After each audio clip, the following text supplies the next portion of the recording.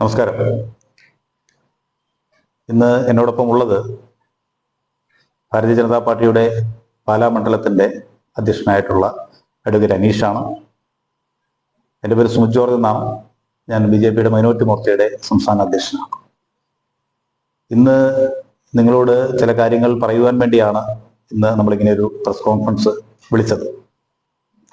നമുക്കറിയാം, പാലായെ സംബന്ധിച്ച് പാലായിൽ നമുക്ക് ഒരു MLA ഉണ്ട്, ശ്രീ മാണി സി കാപ്പൻ. അതുപോലെ തന്നെ പാലായിൽ ഇതിനു മുമ്പ് ഭരണം കൈയാളിയിരുന്ന കേരള കോൺഗ്രസ്, അതുപോലെ തന്നെ നമ്മുടെ രാജ്യസഭാ MP-യുമായിട്ടുള്ള കേരള കോൺഗ്രസിന്റെ ചെയർമാനായിട്ടുള്ള ശ്രീ ജോസ് കെ മാണി. അതായത് ഇടതുപക്ഷത്തിന്റെയും വലതുപക്ഷത്തിന്റെയും രണ്ട് നേതാക്കളാണ് പാലായിൽ ഇപ്പോൾ നമുക്ക് ഇവിടുത്തെ വികസന കാര്യങ്ങളുമായി ബന്ധപ്പെട്ടുള്ള വിഷയങ്ങളിൽ തർക്കത്തിൽ ഏർപ്പെടുന്നത്. ഞങ്ങൾ പ്രധാനമായി ഉന്നയിക്കുന്ന ഒരു കാര്യമെന്ന് പറയുന്നത്, ഈ രണ്ട് നേതാക്കൾ പാലായിൽ വളരെ സജീവമായി രംഗത്ത്, രാഷ്ട്രീയ രംഗത്ത്, അതുപോലെ തന്നെ ബാക്കി സാമൂഹ്യ രംഗത്തെല്ലാം ഇടപെടുകയാണ്. ഇവർ തമ്മിൽ വികസനത്തിന്റെ പേരിലുള്ള തർക്കമാണ്. പാലായിൽ ഏതെങ്കിലും തരത്തിലുള്ള ഒരു വികസനം ഉണ്ട് എന്ന് വരുത്തി തീർക്കുവാൻ ഇവർ രണ്ടുപേരും തമ്മിലുള്ള മത്സരമാണ് പാലക്കാർക്ക് കാണുവാൻ കഴിയുന്നത്. ഏതെങ്കിലും തരത്തിലുള്ള ഒരു വികസനം നടപ്പാക്കി അത് പൂർത്തീകരിച്ചതിന് ശേഷമാണ് ഇവരെ രണ്ടുപേരും ഒരു സ്റ്റേറ്റ്മെന്റുമായി വരുന്നത് എങ്കിൽ തീർച്ചയായും അതിനെ ഞങ്ങൾ രാഷ്ട്രീയം ഇട്ടുകൊണ്ട് സ്വാഗതം ചെയ്യും. കാരണം ഇത് നാടിന്റെ വികസനമാണ്. അപ്പോൾ അതിന്റെ ഭാഗമായിട്ട് ഭാരതീയ ജനതാ പാർട്ടി അതിനെ സ്വാഗതം ചെയ്യും. തീർച്ചയായും ഞങ്ങൾ വികസനത്തിനെതിരല്ല. കാരണം ഞങ്ങൾ വികസനം എന്നുള്ള മുദ്രാവാക്യം മുടക്കി രാജ്യത്തും അതുപോലെ തന്നെ മാറാത്തത് മാറും എന്ന് പറഞ്ഞുകൊണ്ട് കേരളത്തിൽ ശ്രീ രാജീവ്ജി നേതൃത്വം കൊടുക്കുന്ന ഒരു പാർട്ടിയുടെ അണികളാണ്. അപ്പൊ തീർച്ചയായും വികസനത്തെ ഞങ്ങൾ സ്വാഗതം ചെയ്യും. പക്ഷെ ഇവിടെ നമുക്കറിയാം, പാലായിൽ എത്രയോ പദ്ധതികളാണ് ഇവർ തമ്മിലുള്ള ഈ വഴക്കും പ്രശ്നവും കാരണം പെൻഡിങ് ആയി കിടക്കുക. അത് ജനങ്ങൾ കാലങ്ങളായി കണ്ടുകൊണ്ടിരിക്കും. ജനങ്ങൾ ഇത് അവരുടെ ഒരു ഭാഗമായി മാറുന്ന രീതിയിൽ ജനങ്ങൾ പ്രതികരിക്കാനാവാത്ത വിധത്തിൽ നിൽക്കുക എന്നാണ് ഞങ്ങൾക്ക് മനസ്സിലാവുന്നത്. ഇവിടെ ഒരു പ്രതിപക്ഷം എന്നുള്ള നിലയ്ക്ക് ഞങ്ങൾ ഈ വിഷയം ഉന്നയിക്കുന്നത്, നമുക്ക് ഇവിടെ പ്രധാനപ്പെട്ട ഒരു വിഷയം നമുക്കറിയാം. ഇപ്പോ ലണ്ടൻ ബ്രിഡ്ജ് എന്ന് പറഞ്ഞൊരു പരിപാടി പാലായിക്കൊണ്ട് ഇപ്പൊ പറഞ്ഞ് കേൾക്കുന്ന ആൾക്കാർക്ക് വരെ പഴമയിലേക്ക് വരികയാണ്. അപ്പൊ ഞാൻ പറയുന്നത്, വലിയൊരു പദ്ധതിയാണ്. നമുക്കൊരു ഇന്റർനാഷണൽ ലെവലിൽ പാലായെ മാറ്റുന്നു എന്നുള്ള തരത്തിലേക്ക് ഒരു വലിയ പദ്ധതി കൊണ്ടുവരുന്നു. ആ പദ്ധതി കൊണ്ടുവന്നതിന് ശേഷം അതിന്റെ ഏകദേശം അത് പൂർത്തിയാക്കിയതിനു ശേഷം അത് ജനങ്ങൾക്ക് തുറന്നു കൊടുക്കുന്നില്ല. അത് എത്രയോ വർഷങ്ങളായിട്ട് അതവിടെ കാട് പിടിച്ച് കിടക്കുക. അവിടെ അനാശാസ്യ പ്രവർത്തനങ്ങള്, അവിടെ ഞാൻ ഈ പറയുന്ന പോലെ നമ്മൾ പേപ്പട്ടികൾ കയറി നടക്കുന്ന തരത്തിലേക്ക് ഒരു സ്ഥലം, ഈ പാലായുടെ നഗരമധ്യത്തിൽ ഇങ്ങനെ ഒരു സംവിധാനം ഉണ്ടാക്കിയിട്ട് അതിന് വിശദീകരണം കൊടുക്കുക. ഞാൻ ചോദിക്കുന്നത്, ഇത് കേരള കോൺഗ്രസ് ആണ് കൊണ്ടുവന്നത്. ഞങ്ങൾക്ക് കുഴപ്പമില്ല, ഇത് കേരള കോൺഗ്രസ്സുകാർ കൊണ്ടുവന്നോട്ടെ. ആര് പറഞ്ഞു കേരള കോൺഗ്രസ്സുകാർ കൊണ്ടുവന്നതിന് ഞങ്ങൾക്കെതിരെ കൊണ്ടുവന്നു? ഇടതുപക്ഷക്കാർ കൊണ്ടുവരട്ടെ. പക്ഷെ ഇത് എന്തുകൊണ്ടാണ് ജനങ്ങൾക്ക് തുറന്നു കൊടുത്ത് അവിടെ ഈ പറയുന്ന ഫെസിലിറ്റീസ് ഓപ്പൺ ചെയ്ത് കൊടുക്കാത്തത്? എന്തുകൊണ്ടാണ്? അതിന് മാനസി കാപ്പനും അതുപോലെ ജോസ് കെ മാണിയും തമ്മിൽ അങ്ങോട്ടും ഇങ്ങോട്ടും ഇതിന്റെ പിതൃത്വം ഏറ്റെടുക്കുന്നതിൽ തർക്കമുണ്ടാക്കിക്കൊണ്ട് ആർക്കാണ് പ്രയോജനം? തൊട്ടപ്പുറത്തെ നമുക്ക് കളറിയാമക്കൽ പാലം ഇതുണ്ടാക്കിയിട്ട് ഇതിങ്ങനെ അപ്പുറത്തും ഇപ്പുറത്തും കൊണ്ടുവന്ന് ആർക്കും പ്രയോജനമില്ലാതെ നിർത്തി. എന്ത് കാര്യത്തിന് വേണ്ടിയാണ് ഇത് ഈ പ്രശ്നങ്ങൾ നടത്തുക? ഇപ്പൊ ഭരണകക്ഷി എന്ന് പറയുന്നത് ഇടതുപക്ഷമാണ്. അതിന്റെ പ്രമുഖ ഒരു ഘടകകക്ഷിയാണ് ശ്രീ ജോസ് കെ മാണി നേതൃത്വം കൊടുക്കുന്ന കേരള കോൺഗ്രസ്. അവർക്ക് പാലായുടെ വികസനം എന്ന് പറയുന്നതും പാല എന്ന് പറയുന്നതും കേരള കോൺഗ്രസിന്റെ ആണെന്ന് അവർ കാലങ്ങളായി പറഞ്ഞുകൊണ്ടിരിക്കുക. ഈ പറഞ്ഞുകൊണ്ടിരിക്കുന്നവർക്ക് അതിന്റെ പിതൃത്വം മാണി സി കാപ്പന് കൊടുക്കുവാൻ കഴിയുകയില്ല എന്ന് പറഞ്ഞുകൊണ്ട് അവര് ഇതിന് ഫണ്ട് അനുവദിക്കാതെ കൊടുക്കാതിരിക്കുക എന്നാണ് ശ്രീ മാണി സി കാപ്പൻ പറയുന്നത്. അപ്പൊ ചുരുക്കത്തിൽ MLA ആയിരിക്കുന്ന മാണി സി കാപ്പന് പാലായിൽ ഒന്നും ചെയ്യാൻ സാധിക്കുന്നില്ല.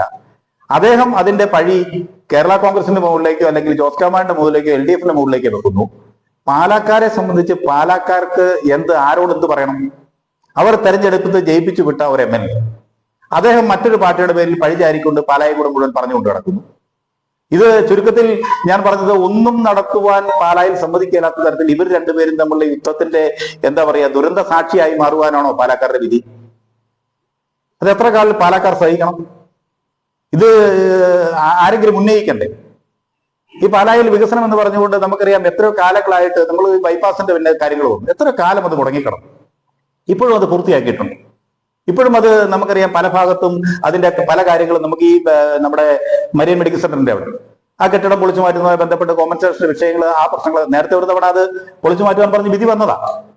അന്നത് കൃത്യസമയത്ത് ഇംപ്ലിമെന്റ് ചെയ്യുവാനോ അതിന്റെ കാര്യങ്ങൾ നടത്തുവാനോ സാധിച്ചില്ല. ഇപ്പോഴും അത് അങ്ങനെ തന്നെ കിടക്കുകയാണ്. അതുപോലെ തന്നെ നമുക്ക് ഈ പാലാ ടൗണുമായി ബന്ധപ്പെട്ടുള്ള ചില വിഷയങ്ങൾ നമ്മൾ കാണുമ്പോൾ നമുക്കറിയാം, ഇപ്പോ ഈ ആൾക്കാർക്ക് നടന്നു പോകുവാൻ എതിരെയാണ് സ്ഥലമെന്ന് ഞങ്ങൾ സംശയിക്കുക. വഴി ടാർ ചെയ്തിട്ടിട്ടുണ്ട്. പെഡസ്ട്രിയൻസ് നടക്കുവാനുള്ള സ്ഥലം എന്ന് പറയുന്നത് പൂർണ്ണമായും ഏതെങ്കിലും തരത്തിലുള്ള കയ്യേറ്റങ്ങളുടെ ഭാഗമായി കയ്യേറിയിരിക്കുക. അവർക്ക് നടന്നു പോകാൻ വഴിയില്ല. നമ്മളിപ്പോ ഇവിടുന്ന് ഇനി ആ ഭാഗം നോക്കണ്ട, ഇവിടുന്ന് നമ്മളിപ്പോ ഈ കൊട്ടാരമറ്റത്ത് നിന്ന് നെല്ലിയാനി വഴിക്ക് ഇങ്ങോട്ട് പോയാൽ അവിടുന്ന് ആ നെല്ലിയാനി ഭാഗത്ത് നിന്ന് ഇങ്ങോട്ട് നടന്നു വരുന്ന ആളുകൾക്ക് ഈ റോഡ് ഫുള്ളായിട്ട് ടാർ ചെയ്ത് അതിന്റെ രണ്ട് അതിരുകളും തീർത്തിട്ടിരിക്കുക. മനുഷ്യനെങ്ങനെ നടന്നു വരും? അതിലൊരുത്ത് നടന്നു വന്നാൽ അപകടമുണ്ടാകാതെ ഒരു 5 മിനിറ്റ് വഴിയെ നടക്കുക എന്ന് പറയുന്നത് ഹെവി റിസ്ക്കാണ്. ഏതെങ്കിലും വാഹനം വന്ന് അവർക്ക് ഇടിക്കാനുള്ള സാധ്യത കൂടുതൽ. അതുപോലെ നമ്മൾ നമ്മുടെ ഇപ്പൊ ബൈപ്പാസിൽ അവിടെ ഇപ്പോ അവിടെ ആ ബൈപ്പാസിലൊക്കെ പെർമിറ്റ് കൊടുത്തിട്ടുണ്ടെന്ന് പറഞ്ഞ് നമ്മളവിടെ പല സ്ഥാപനങ്ങൾ ആ വഴി സൈഡിൽ കാണാം. പാർക്കിംഗ് ഏരിയയിലും അതുപോലെ നടക്കുന്ന സ്ഥലങ്ങളിലുമാണ് ഇതുള്ളത്. ഇത് എന്തിന്റെ അടിസ്ഥാനത്തിലാണ് ഇങ്ങനെ കൊടുക്കുക? അത് ചിലർക്ക് മാത്രം അതിനൊരു ഗ്രീൻ ചിക്ക് ചാനൽ കിട്ടുകയും വേറെ ചിലർ അത്തരത്തിൽ സംവിധാനം വന്നാൽ അവരെ ഓടിക്കുകയും ചെയ്യുന്ന ഒരു പരിപാടി. അതായത് ഇപ്പോഴത്തെ ഭരണകക്ഷിയോട് ചേർന്ന് നിൽക്കുന്ന ആരെങ്കിലും ഇത്തരത്തിൽ പ്രസ്ഥാനവുമായി വന്നാൽ അവർക്ക് എല്ലാവിധ സൗകര്യങ്ങളും ചെയ്തു കൊടുക്കുക. എന്നാൽ അതേസമയം സാധാരണക്കാരൻ ആരെങ്കിലും വന്ന് അവിടെ ഒരു പരിപാടി നടത്താൻ വേണ്ടി അനുവാദം ചോദിച്ചാൽ അവനെ എല്ലാവരും വലിച്ചു വാരി എടുത്ത് വലിച്ചെറിയുക. ഒന്നെങ്കിൽ ഇത് ആർക്കും കൊടുക്കാതിരിക്കുക, കൊടുത്താൽ അതിനൊരു പൊതുവായൊരു മാനദണ്ഡം ഉണ്ടാക്കുക, ആ മാനദണ്ഡത്തിന്റെ അടിസ്ഥാനത്തിൽ ചെയ്യുക. അപ്പൊ ഇത് ഇത്തരത്തിൽ മുന്നോട്ട് കൊണ്ടുപോകുന്നത് നമ്മളെ സംബന്ധിച്ച് തികച്ചും ആശ്വാസകരമായ സംഭവമല്ല. അപ്പൊ അത് ശക്തമായ രീതിയിൽ ഈ വിഷയത്തിൽ ഭാരതീയ ജനതാ പാർട്ടി ഈ വിഷയത്തിൽ പ്രക്ഷോഭത്തിലേക്ക് ഞങ്ങൾ ഈ വിഷയം ഏറ്റെടുക്കുക. കാരണം ഇത് പാലാക്കാരുടെ പ്രശ്നമാണ്. പാലായിൽ പലതവണ പലരും ഇത് അവതരിപ്പിച്ചിട്ടുണ്ട്. ഇത് കേൾക്കുമ്പോൾ ഇതിൽ പുതുമയില്ല. ഇപ്പൊ നമുക്കറിയാം, അതുപോലെ ഇപ്പൊ ഇവിടെ ഈ ബൈപ്പാസ് റോഡുമായി ബന്ധപ്പെട്ട് നമ്മുടെ റിവർ റോഡുമായി ബന്ധപ്പെട്ട് വലിയൊരു പാലം നമ്മൾ എത്രയോ കോടി രൂപ മുടക്കി ഉണ്ടാക്കിയ പാലത്തിന് ആർക്കാണ് പ്രയോജനം? ഇത് ഇങ്ങനെ പാലായുടെ ഒരു ദുരന്ത സ്മാരകമായി പാലായിൽ അപ്പുറത്തും ഇപ്പുറത്തും കൂട്ടാതെ നിർത്തിയിരിക്കുക.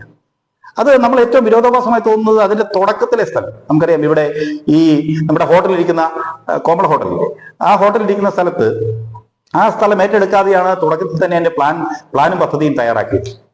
ഞാൻ പറയുന്നത് അത് ഇതിന്റെ എക്സിക്യൂട്ടീവ് എഞ്ചിനീയർ അന്ന് ഇതിന്റെ പ്ലാൻ വരച്ച് ഇതിന്റെ സാങ്ഷൻ കൊടുക്കുന്ന സമയത്ത് ഇതിന്റെ തുടക്കത്തിൽ അല്ലെങ്കിൽ ഒടുക്കത്തിലുള്ള ആ 2 സ്ഥലങ്ങൾ എന്ന് പറയുന്നത് ഏറ്റവും പ്രധാനപ്പെട്ട സ്ഥലങ്ങളാണ്. അതായത് ചെന്ന് തുടങ്ങേണ്ടതും അവസാനിക്കേണ്ടതുമായ സ്ഥലം. അപ്പൊ തുടക്കത്തിലെ ഒരു സ്ഥലത്തിന്റെ ക്ലിയറൻസ് എടുക്കാതെ എങ്ങനെയാണ് ഇവർ ഇതിന് സാങ്ഷൻ എടുത്തത് ഞങ്ങൾ അത്ഭുതപ്പെടുക. എങ്ങനെയാണ് ഇതിന് സാങ്ഷൻ കൊടുത്തത്? അപ്പൊ അത്തരത്തിലൊരു സംവിധാനം നടത്തി 10-20 കോടി രൂപയിലേറെയാണെന്നാണ് എനിക്ക് തോന്നുന്നത്. 28 കോടി രൂപയാണെന്ന് തോന്നുന്നു. അത്രയും തുക മുടക്കിയതിന് ശേഷം ഈ പദ്ധതി പെൻഡിങ്ങിലാണ്. ഇത് ആരാണ് ഇതിന് മറുപടി പറയേണ്ടത്? ജോസ് കെ മാണി പറയുമോ? അതോ മാണി കപ്പൻ പറയുമോ? അപ്പൊ ഇതാർക്കും ഇതിന് ഉത്തരവാദിത്വമില്ലേ? ഇതാരാണ് ഇത് ഏറ്റെടുക്കേണ്ടത്? ആരാണ്? അതോ ഞങ്ങൾ ഏറ്റെടുക്കണം? ഇതിന് മറുപടി പറയേണ്ടവർ, ഇത് ജനങ്ങളോട് മറുപടി പറയണ്ടേ? ഇവരിവിടെ ഭയങ്കര വികസനത്തിന്റെ കൊട്ടിഘോഷങ്ങൾ ഈ കേരളത്തിൽ നടത്തുകയും അതിന്റെ ഭാഗമായി പാലായിലും സംസാരിക്കുമ്പോൾ ഇതിനിവർ മറുപടി പറയാൻ ഉത്തരവാദിത്തമുള്ളവരാണ്. ഇവർ മറുപടി പറയണം. ഇവർ പത്രസമ്മേളനം വിളിച്ച് മറുപടി പറയട്ടെ. എന്തുകൊണ്ടാണ് ഇത് ചെയ്യാത്തത്? ആരാണ് ഇതിന് തടസ്സം? കൃത്യമായിട്ട് പറയട്ടെ. കാര്യകാരണങ്ങൾ വിശദീകരിക്കട്ടെ. ജനങ്ങൾക്ക് അത് അറിയേണ്ട ബാധ്യത ജനങ്ങൾക്കുണ്ട്, അറിയിക്കേണ്ട ബാധ്യത ഇവർക്കുമുണ്ട്. അതുപോലെ നമ്മളിപ്പോൾ ഈ ആശുപത്രിയുമായി ബന്ധപ്പെട്ട് നമുക്കറിയാം, ഗവൺമെന്റ് ആശുപത്രിയുമായി ബന്ധപ്പെട്ട് അവിടെ ഭയങ്കര വികസനങ്ങളാണെന്ന് പറയുന്നത്. ഈ വികസനങ്ങൾ നടത്തി കുറച്ച് കെട്ടിടങ്ങൾ അവിടെ പണിത് വെക്കുന്നു. കെട്ടിടങ്ങൾക്ക് അവിടെ ഫയർഫോഴ്സിന്റെ പോലും ക്ലിയറൻസ് കിട്ടുന്നില്ല. അത് ക്ലിയറൻസ് കിട്ടാത്തതിന്റെ അടിസ്ഥാനത്തിൽ അവർക്ക് അവിടെ ആ ബിൽഡിങ്ങിൽ എന്തെങ്കിലും നടന്നാൽ അതിന് ഇൻഷുറൻസ് കവറേജ് കിട്ടുന്നില്ല. അതുപോലെ തന്നെ അങ്ങോട്ട് കയറുന്ന റോഡുകൾ, അതുമായി ബന്ധപ്പെട്ടുള്ള 100 കൂട്ടം പ്രശ്നങ്ങൾ. അപ്പൊ ഞാൻ പറയുന്നത് ഇവിടുത്തെ പൊതുജനങ്ങളുമായി ബന്ധപ്പെട്ട് പൊതുജനങ്ങൾക്ക് ആവശ്യമുള്ള മേഖലകളിൽ, സാധാരണക്കാരൻ ഇടപെടുന്ന മേഖലകളിൽ പൂർണ്ണമായും തടയപ്പെട്ടിരിക്കുക. പൂർണ്ണമായും അവരെ സംബന്ധിച്ച് അപ്പൊ അതുപോലെ തന്നെ ഞാൻ പറഞ്ഞത് ഗവൺമെന്റ് ഹോസ്പിറ്റലുമായി ബന്ധപ്പെട്ട് 100 കണക്കിന് വിഷയങ്ങളാണ് സാധാരണക്കാരുമായി ബന്ധപ്പെട്ട്. അവിടെ നമുക്ക് ഒരു സാധാരണക്കാരൻ അവിടെ ചികിത്സയ്ക്ക് ചെന്നാൽ അവിടെ നമുക്ക് ആവശ്യത്തിന് ഡോക്ടർമാരില്ല, ആവശ്യത്തിന് അവിടെ മരുന്നില്ല. അവർ ചെല്ലുന്നവർക്കെല്ലാം പുറത്തേക്ക് കുറിച്ച് കൊടുക്കുക. അവിടെ അവർക്ക് ഡോക്ടർമാരും സംവിധാനങ്ങളും മരുന്നുമില്ല എന്ന് പറയുന്നത് അത് കവർ ചെയ്യേണ്ടത് ഇവരൊക്കെയാണ്. ഇല്ലാത്ത സാധനം അവർക്ക് കൊടുക്കാൻ പറ്റും. ഡോക്ടർമാരെ കുറ്റം പറഞ്ഞിട്ട് കാര്യമില്ല. അവർക്ക് അവരുടെ പരിമിതമായ സംവിധാനത്തിനകത്ത് തന്നെ ചെയ്യാൻ സാധിക്കും. അതിന്റെ കാര്യങ്ങൾ ചെയ്തു ഒരുക്കേണ്ട ഗവൺമെന്റ് അത് കൊടുക്കുന്നില്ല എങ്കിൽ അതിനാരാണ് മറുപടി പറയേണ്ടത്? ഇവിടുത്തെ സാധാരണക്കാരൻ ഏറ്റവും വലിയ അത്താണിയായിട്ടുള്ള ഒരു പ്രസ്ഥാനമല്ലേ അത് എന്തിനു വേണ്ടിയാണ് ഇത്തരത്തിൽ തകർക്കുക? അതിന് കെ എം മാണിയുടെ പേര് വളരെ മനോഹരമായി ആ ഫ്രണ്ടിൽ കൊടുത്തു. ഞങ്ങൾക്ക് സന്തോഷമുള്ളൂ, ഞങ്ങൾക്കൊന്നും അതിന് എതിർപ്പില്ല. ഇതായി പേര് കൊടുത്തോടെ, നമുക്ക് തർക്കമില്ല. ഈ കൊടുക്കുന്ന പേരിനോട് ഒരാത്മാർത്ഥത പുലർത്തുന്ന തരത്തിൽ അതിന്റെ പ്രവർത്തനങ്ങളോട് നടക്കണ്ടേ? അത് നടക്കുന്നില്ല എന്നുള്ളതാണ് ഞങ്ങളുടെ ആക്ഷേപം. അപ്പൊ അതുപോലെ തന്നെ ആ സ്ഥലം നമുക്കറിയാം, ഗവൺമെന്റ് ആശുപത്രിയുടെ ലാൻഡ് എന്ന് പറയുന്നത് ആ ഭൂമി കയ്യേറ്റം നടത്തിയിരിക്കുന്ന ആളുകളാണ് ഇതിന്റെ ഭരണം നടത്തുന്നത്. അപ്പൊ എങ്ങനെയത് നടക്കും? അതിന്റെ ഭൂമി അവിടെ പോയി. അത്രയും സ്ഥലമുണ്ടായിരുന്നിട്ട് ഈ സ്ഥലം കൈയേറിയത് ആരാണ്? ആ കൈയേറിയവരെ കൂട്ടിയിരുത്തിക്കൊണ്ടാണോ ഇതിന്റെ വികസനം നടത്തുന്നതെന്ന് അവർ പരിശോധിക്കണ്ടേ? ഞങ്ങളത് പുറത്തു കൊണ്ടുവരും. ഈ വിഷയത്തിൽ ശക്തമായ പ്രതിഷേധമുണ്ടാകും. ഈ വിഷയത്തിൽ ഭാരതീയ ജനതാ പാർട്ടി ശക്തമായ ഒരു സമരത്തിലേക്കാണ് എന്ന് ഞാൻ നിങ്ങളെ അറിയിക്കുകയാണ്. വളരെ രസകരമായ ഒരു സംഭവം, ഇപ്പം നമ്മുടെ ഈ പ്രദേശങ്ങളിലൂടെയൊക്കെ യാത്ര ചെയ്യുമ്പോൾ ഒരു 4 വർണ്ണത്തിലുള്ള പോസ്റ്റർ അടിച്ചു വെച്ചിട്ടുണ്ട്. അതിദരിദ്ര മുക്ത കേരളം എന്ന വളരെ രസകരമായ ഒരു മുദ്രാവാക്യം. ഈ ദരിദ്രരെ ഇല്ലാതാക്കിയ കഥ എങ്ങനെയാണ് എന്ന് ഇവിടുത്തെ ഇടതുപക്ഷ സർക്കാർ വിശദീകരിക്കണം. കാരണം ഒരു പഞ്ചായത്തിൽ, ഞാനൊരു പഞ്ചായത്ത് മെമ്പറാണ്, ഒരു പഞ്ചായത്തിൽ ഇന്നും വീടില്ലാത്ത ആളുകൾ അനവധിയുണ്ട്. 3 നേരം ആഹാരം കഴിക്കാൻ സാധ്യതയില്ലാത്ത അല്ലെങ്കിൽ അതിനാവതില്ലാത്ത അനവധി ആളുകളുണ്ട്. ഇവരെല്ലാം മാറ്റിക്കൊണ്ട് യാതൊരു തരത്തിലും അത്താണിയില്ലാത്ത ചില ആളുകളുടെ ലിസ്റ്റ് എടുക്കുകയും അത് മാനദണ്ഡം എന്ന് പറയുന്നത് 70 വയസ്സിന് മുകളിൽ പ്രായമുള്ള ആളുകളുടെ ലിസ്റ്റ് എടുക്കുക. ആ ലിസ്റ്റിൽ നിന്നുമുള്ള ആളുകൾക്ക് ഈ സർക്കാർ ആശുപത്രിയിൽ ലഭ്യമാകുന്ന പാരസെറ്റമോൾ ഗുളിക അവിടെ വന്നാൽ സൗജന്യമായി കൊടുക്കുമെന്ന് പറയുന്നു. അവർക്ക് ലൈഫ് പദ്ധതിയിൽപ്പെട്ട് വീട് അനുവദിച്ചു കൊടുക്കുമെന്ന് പറയുന്നു. അത് പറയാൻ തുടങ്ങിയിട്ട് ഏകദേശം 4-5 വർഷക്കാലമാകുകയും 2021 മുതൽ അത് പറയാൻ തുടങ്ങുകയും അത് വളരെ രസകരമായ ഒരു സംഭവം, അല്ലെങ്കിൽ ദൗർഭാഗ്യകരം എന്ന് പറയാൻ പറ്റുന്ന ഒരു സംഭവം.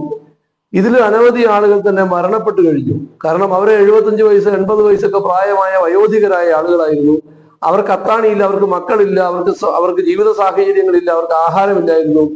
ആകെ ചെയ്യുന്നത് പഞ്ചായത്ത് ഒരു ചെറിയ പദ്ധതി വീതം വെച്ച് അവർക്ക് ഏതെങ്കിലുമൊക്കെ ഒരു നേരത്തെ ആഹാരം, അല്ലെങ്കിൽ പഞ്ചായത്ത് മെമ്പർമാർ ആരെങ്കിലുമൊക്കെ സ്പോൺസർമാരെ കണ്ടെത്തി കൊടുക്കുന്ന സംവിധാനം, ഈ പാരസെറ്റമോൾ ലഭ്യമാണെങ്കിൽ അത് കൊടുക്കുന്ന സംവിധാനം. ഇതിലൂടെ ഒരു 2-3 വർഷക്കാലം ഇവർ